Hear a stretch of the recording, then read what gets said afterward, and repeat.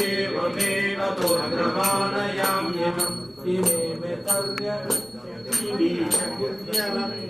प्रवृष्टराक्षसाङ्गणा इति न लक्ष्यमेव मे स रावणस्य दृश्यते इदं समीक्ष्य बद्धवत् इदं कपीन्द्रमासुते भवन्दरन्यपाशकैर्जगामत्रास्तमस्य अतः प्रगृह्यतं कपिं समीपमानयास्यते निशाचरेश्वरस्य तं सपृष्टवां च रावणा कपे कुतोऽसि कस्य वा किमर्थमीदृशं कृतम् इति ऋतस्य चावदत् प्रणम्य राममीश्वरम् अभयदूतमागतं दुरन्तविक्रमस्य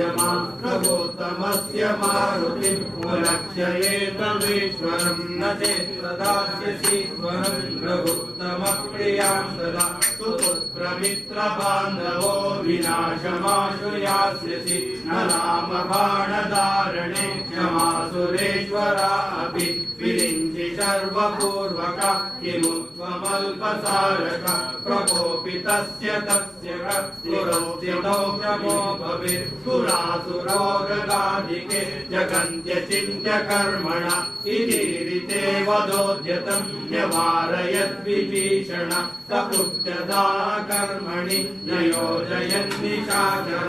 अतास्य वस्त्रसञ्चये विधाय पुच्छमग्नये चतुर्दधानास्यतं गुरुं सुकोमुदा